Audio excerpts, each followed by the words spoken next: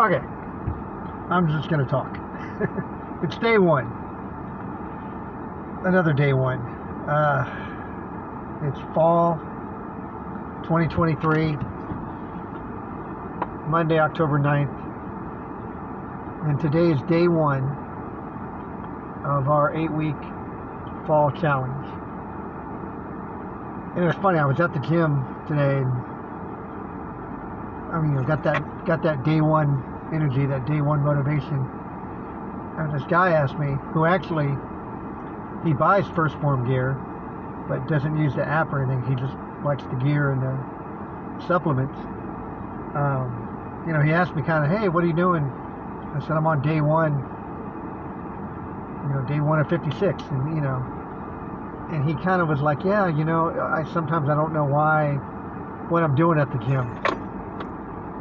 He said he was in a little bit earlier. He's self-employed, so he kind of keeps his own hours, but you just kind of get lost in your own routine if you don't have a finish line, if you don't have a goal, and if you don't have a day one. I'm sitting here in this parking lot, this Walmart that I worked at for 2.5 years. I even tried to come back, try to get rehired here. I lasted one day. And this is where I always park. But I was in there for one day, and I'd gotten out of the whole, I just couldn't go back. And I guess that's a good thing. I didn't want to go back. And I feel like with this 8 weeks, there's a lot I want to change.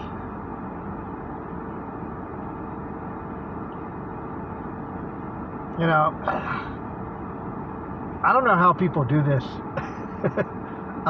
Because I feel like even when I talk and try to talk about the future and going forward, my mind keeps going back. And, you become and another reason why I've never really done these is because I feel like when you talk instead of doing.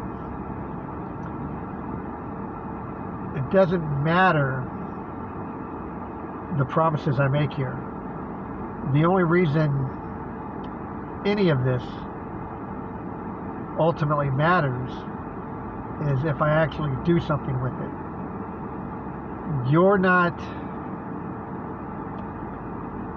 I'm trying to get out of my own head. You're not watching this unless I've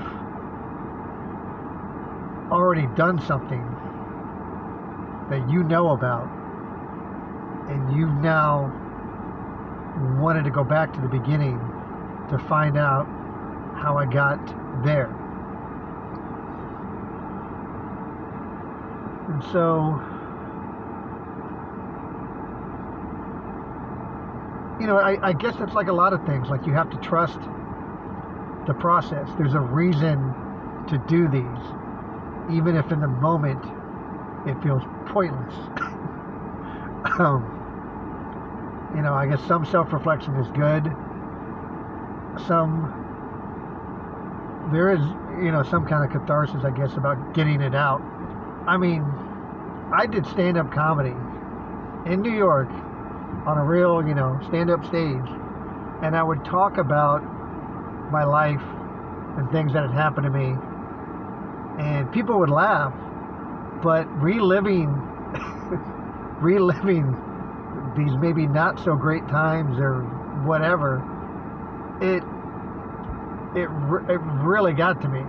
It really made me feel like I was back there again in those vulnerable moments that were awkward and maybe hurt at the time, but funny stuff on stage. And so maybe that's what with these kind of videos, in the moment you're feeling a certain way and it doesn't feel right feels awkward. You really don't even know what you're doing here. But then you look back and it makes sense. I wrote a book, and I wrote the book based on a whole new way of writing that I had learned from actual writers and editors. I'd finally gotten to the point I was willing to listen, and I trusted what they told me. This is how you write an actual novel. And as I was writing it, it felt awkward. I felt like I was limiting myself. I felt like I was following these rules, and it didn't kind of make sense in the moment, but I trusted them. And I would write paragraph by paragraph, 100 words here, 100 words there. And then I would look back at it, and as I'm reading it, I realized how much it looked like real writing. And I just had to trust. And so I see people do these, and I guess I never really thought about what they were thinking as they're doing it.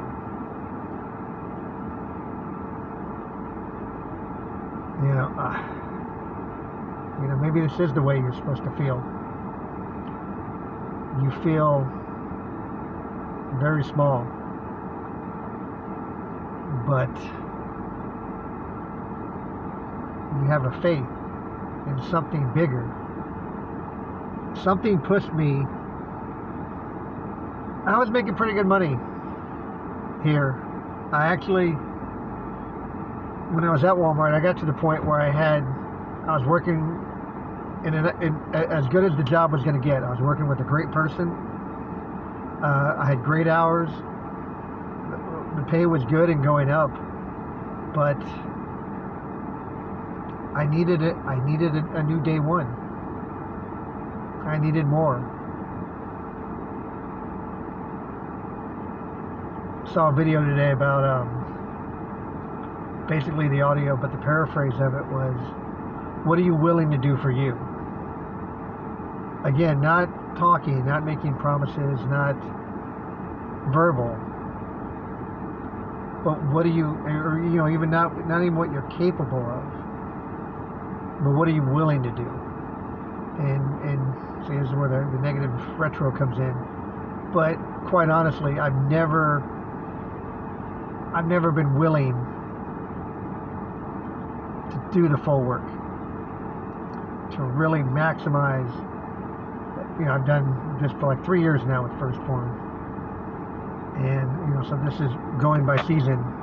This would be like my 12th 8-week challenge, and I can honestly say that I've never